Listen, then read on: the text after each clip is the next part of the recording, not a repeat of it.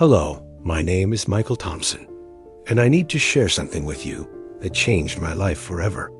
If you think you know what family betrayal looks like, please stay with me because my story will show you depths of manipulation you never imagined possible.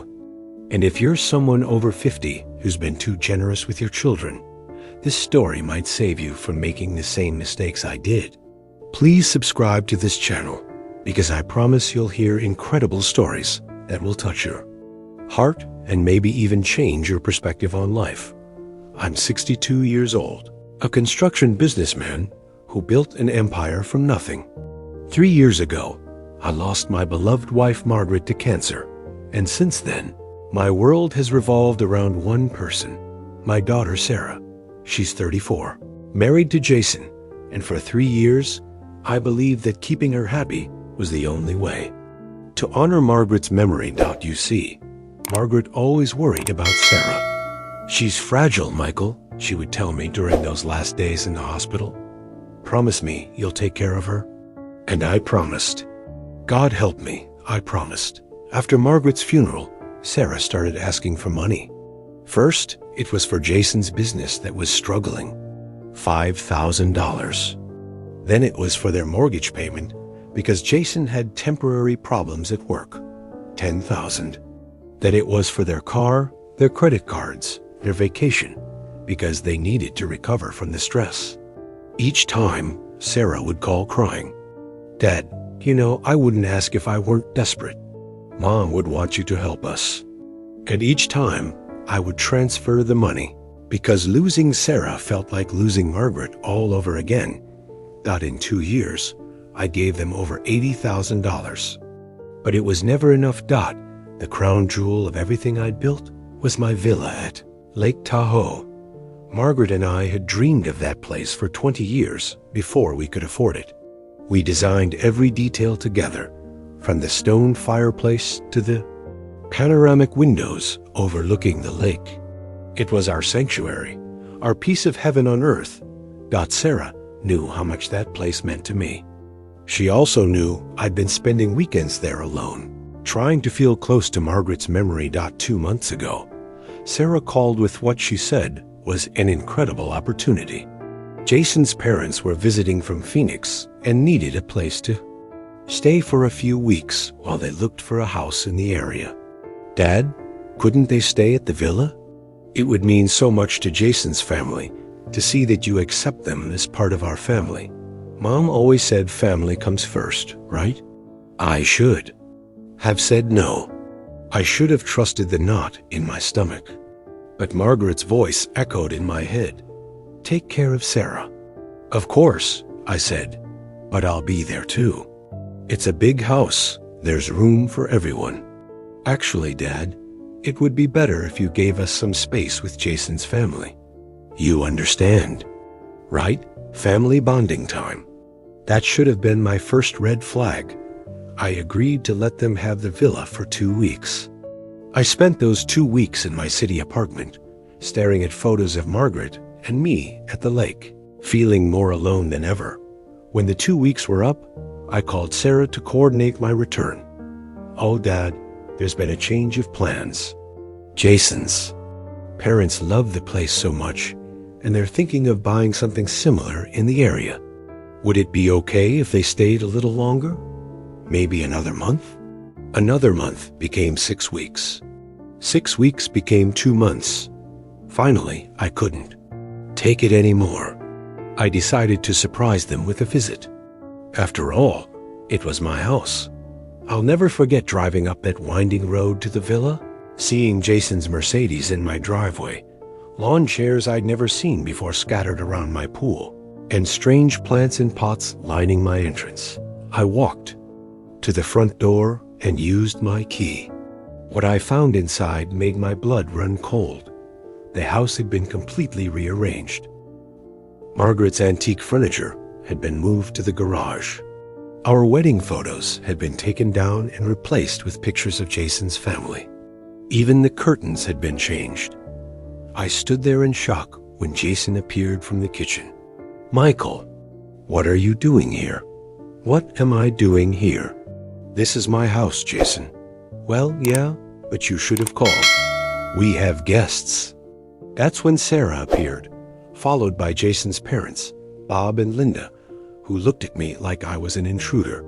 Dad, you can't just show up unannounced, Sarah said, not even hugging me hello. We talked about this being family time. Sarah, this is my house. Margaret and I built this place. I can come here whenever I want. Jason's father, Bob, stepped forward. He's a man who clearly wasn't used to being contradicted. Look, Michael, I think there's been a misunderstanding. Sarah told us you were giving us the house. Giving you the house? I felt the world spinning. Sarah looked uncomfortable. Dad, we need to talk. Privately. She pulled me aside to the terrace, the same terrace where Margaret and I used to watch sunsets. Dad, here's the thing. Jason's parents are getting older, and they need a place like this. They have the money to maintain it properly, and honestly, you don't even use it that much anymore. I don't use it because you asked me to stay away so they could be here. Dad, don't be dramatic. Look, they're willing to pay you for it. Maybe not full market value, but a good amount. It would be a great deal for everyone. I stared at my daughter, this person I'd sacrificed everything for, and I didn't recognize her. Sarah, this house has your mother's soul in every corner. I'm not selling it. Her expression changed completely. The fake sweetness disappeared, replaced by something cold and calculating.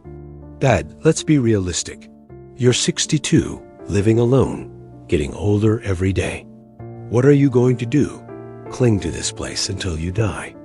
At least this way, it stays in the family. It is staying in the family. My family. Jason's parents are your family now. When you die, his place will go to me anyway, and I'll give it to them. Why not just do it now and avoid the hassle? The casual way she talked about my death, like it was an inconvenience to her inheritance plans, left me speechless. I want you all to leave now, Sarah laughed, actually laughed. Dad, we're not leaving. Bob and Linda have been living here for 2 months. They've established residency. If you want us out, you'll have to go through the legal process, and that could take months, maybe years. That's when I realized this had all been planned. The temporary stay, the delayed extensions, the changing of the house. It was a calculated takeover. Besides, Sarah continued, where will they go? They've already sold their house in Phoenix. I looked through the window at Jason's parents, who were now sitting in Margaret's favorite armchair, watching TV like they owned the place. Sarah, I'm your father. And I'm your daughter, asking for your help. Mom always said family takes care of family. Your mother never said family steals from family. Sarah's eyes flashed with anger. Steals? Dad, I've been taking care of you. Since Mom died, who do you think calls to check on you? Who invites you to dinner? Who makes sure you're not completely alone? You call when you need money. That's not fair, and you know it. But it was fair, and we both knew it. I left that day, humiliated and defeated. I spent the drive back to the city trying to understand how I'd raised a daughter capable of such cruelty. That night, Sarah called. Dad, I've been thinking about our conversation. I know it seemed harsh, but I want what's best for everyone. Bob and Linda are willing to pay you $200,000 for the villa. The villa was worth at least $600,000. Sarah, no. Dad, be reasonable. You're being selfish. $200,000 is a lot of money, and you'll never have to worry about maintaining the property. The answer is no. Fine. And Bob and Linda will stay there as long as they need to. And Dad, maybe it's time you stopped visiting. It's confusing for them to have the previous owner showing up all the time. Previous owner. She called me the previous owner of my own house. That night, I sat in my apartment, staring at a photo of Margaret, feeling like I'd failed her completely. I'd raised a daughter who saw me as nothing more than an ATM in a future inheritance. Then something happened. Maybe it was Margaret's spirit. Maybe it was just the businessman in me finally waking up after 3 years of grief. I realized I'd been so afraid of losing Sarah that I'd already lost her. The daughter I was trying to preserve never existed. The next morning, I called my neighbor at the lake, David Chun. David is a 58-year-old tech consultant who'd become a good friend over the years. When I told him what had happened, there was a long silence. "Michael, I'm so sorry, but I have to ask, what are you going to do about it?" "I don't know, David. I feel so lost. Maybe it's time to stop feeling lost and start feeling angry." And that's exactly what happened. The more I thought about it, the angrier I became. Not just at Sarah, but at myself for allowing this to happen. I spent the next week researching. I learned about squatters' rights, property law, and something called adverse possession. I also learned that Sarah was wrong. 2 months of residency don't establish legal rights to someone else's property. But I also realized that a legal battle would be expensive, lengthy, and would destroy whatever relationship remained with Sarah. I needed a different approach. That's when I called David with a plan.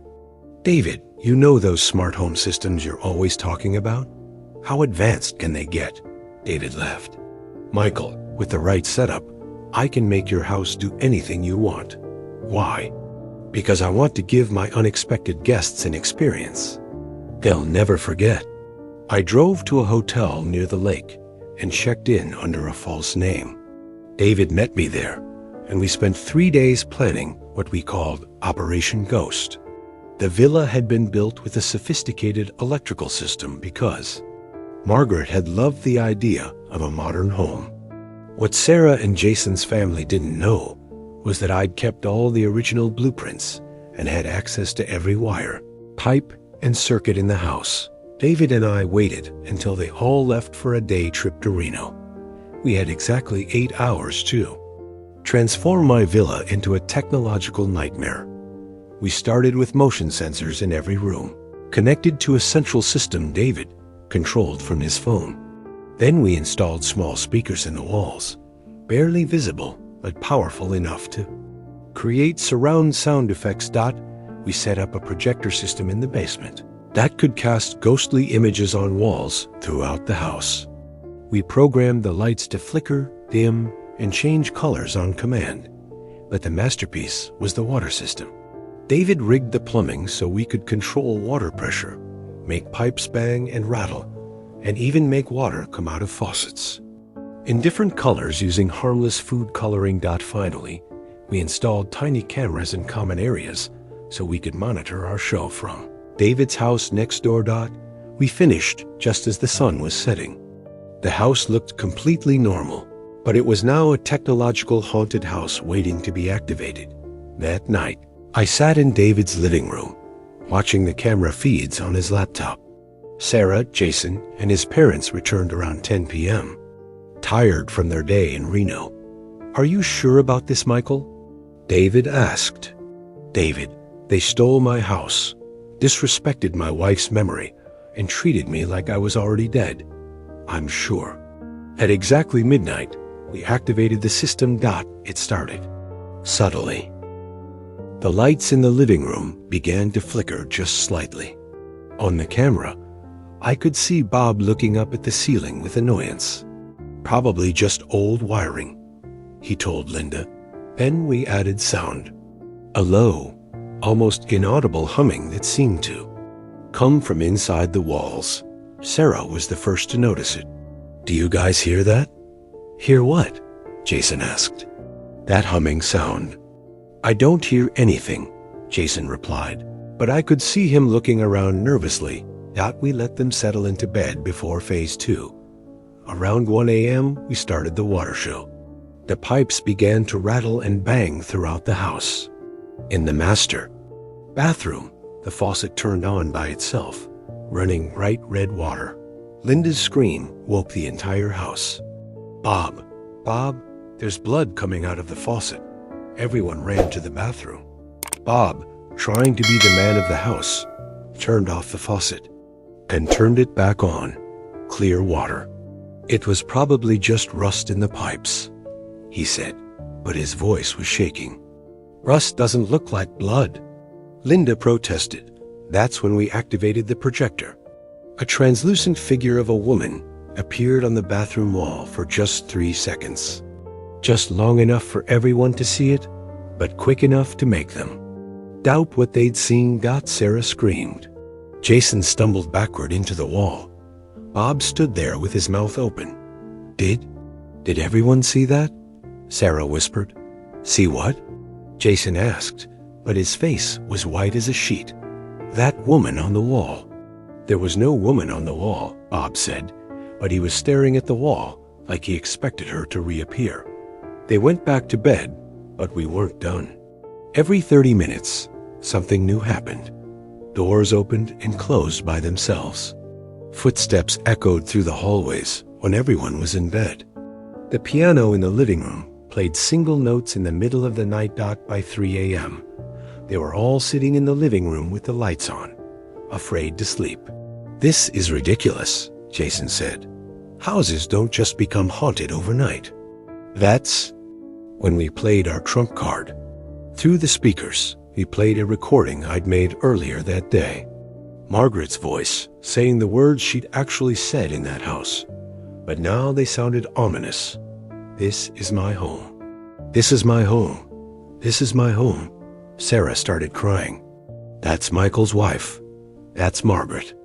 Dead people don't talk. Bob sighed, but he was looking around the room like he expected to see her. Maybe we should leave, Linda whispered. We're not leaving because of some technical glitches, Jason said, but his voice lacked conviction. At 4 a.m., we gave them the grand finale. Every light in the house began flashing in sequence. The water turned on in every faucet simultaneously, and the ghostly figure appeared in multiple rooms at once, while Margaret's voice echoed through the house. Get out, get out, get out. They ran. I watched through the cameras as Sarah, Jason, and his parents grabbed whatever they could carry and rushed to their cars. They left so fast that Jason's father forgot his glasses on the nightstand. David and I sat in silence, watching their taillights disappear down the mountain road. Michael, David said quietly, that was either the most brilliant thing I've ever seen, or we're going to jail. David, they can't call the police and say they were scared out of a house by a ghost. I was right. The next morning, Sarah called. Hysterical.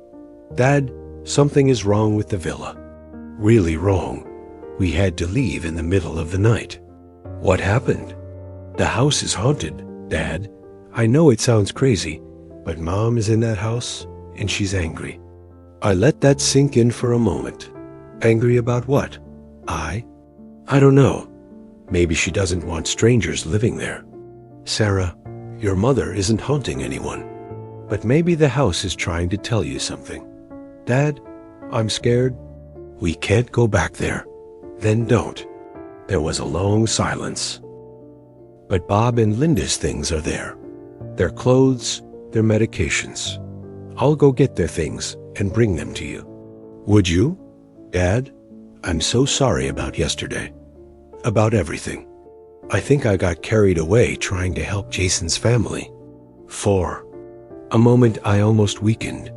This was my daughter, scared and apologetic.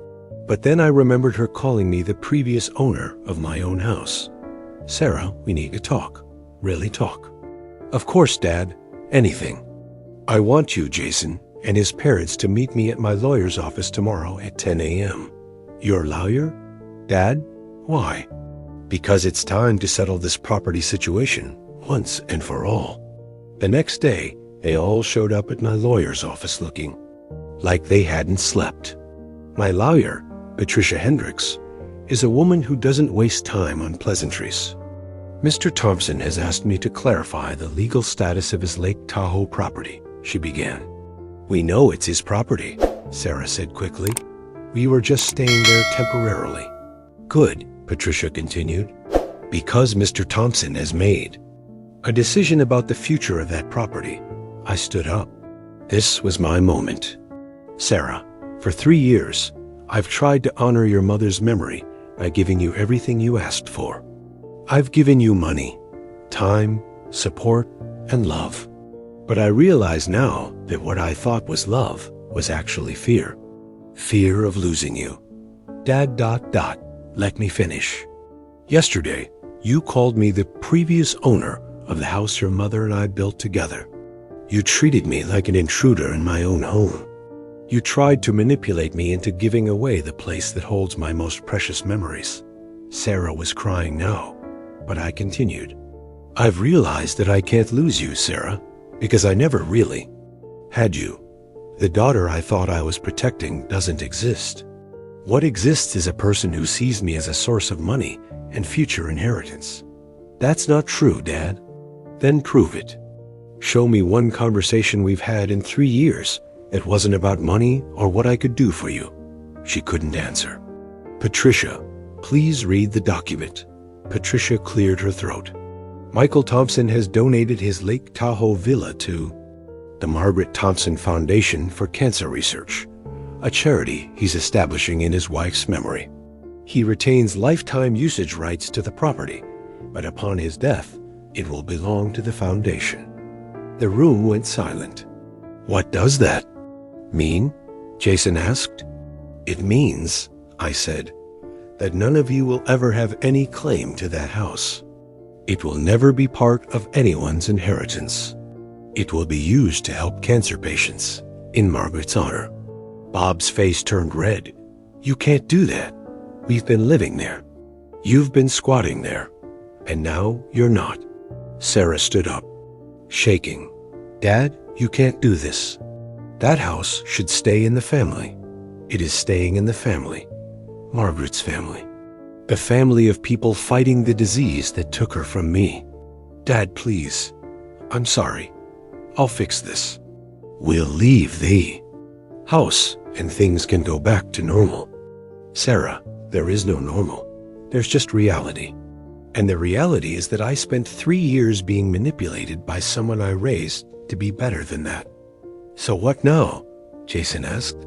You're just cutting us off? I'm setting boundaries. Sarah, you're my daughter, and I love you. But love doesn't mean being someone's personal bank account. If you want a relationship with me, it has to be based on something other than what I can give you. Sarah was sobbing now. Dad, I need you. No, Sarah, you need my money. There's a difference. We left the lawyer's office that day with everything settled legally. The house was safe from any future claims, and I had my sanctuary back. But the story doesn't end there. 2 weeks later, Sarah called. Not crying, not asking for money, just talking. Dad, I've been thinking about what you said, about our conversations always being about money. And you were right. I can't remember the last time I called just to see how you were doing. Why do you think that is? Because it was easier to see you as someone who could solve my problems than as someone who had his own problems. And now? Now I'm wondering if it's too late to change that. It wasn't too late, but it wasn't easy either. It took months of awkward conversations, of Sarah learning to relate to me as a person instead of a resource. We had to rebuild our relationship from scratch. Jason's parents moved back to Phoenix, bitter and defeated. Jason himself seemed relieved to be free from the scheme his parents had pressured him into. He even apologized to me privately, admitting that the whole thing had made him uncomfortable from the beginning. David and I dismantled the ghost system, though we kept all the components, just in case. The villa returned to being my sanctuary, but now it felt different. It wasn't just a place to hide from grief anymore. It was a place where I'd rediscovered my strength. The Margaret Thompson Foundation has been operating for 6 months now. We've helped 12 families with cancer treatment costs, and every time I write a check, I feel Margaret's approval. Sarah, and I have dinner once a month now. Real dinners where we talk about books, politics, her job, my business. She's never asked me for money again, and I've never offered. Our relationship isn't what it was before Margaret died, but it's honest now. And honesty, I've learned, is more valuable than the artificial peace I thought I was maintaining. 6 months after the haunting, Sarah brought me something unexpected. A photo album she'd made of pictures from the villa spanning the 20 years Margaret and I had lived there. Pictures I didn't even know existed, taken during family gatherings, holidays, quiet moments. Dad, I want you to know that I remember why that house was special. I was just so focused on what I thought I needed that I forgot what you needed. As I looked through those photos, seeing Margaret's smile in every room of the villa, I realized something important. I hadn't just saved my house.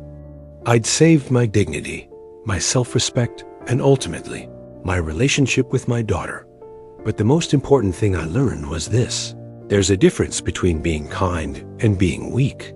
I spent 3 years thinking that giving Sarah everything she wanted was kindness, when it was actually enabling her worst impulses and hurting both of us. Real kindness sometimes means saying no.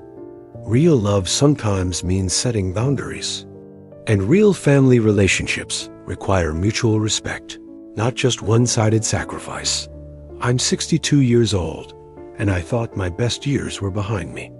But I've learned that you're never too old to rediscover your backbone, to demand respect, and to choose who deserves access to your heart and your resources. The villa still overlooks Lake Tahoe, still holds Margaret's memory in every corner. But now it also holds something else.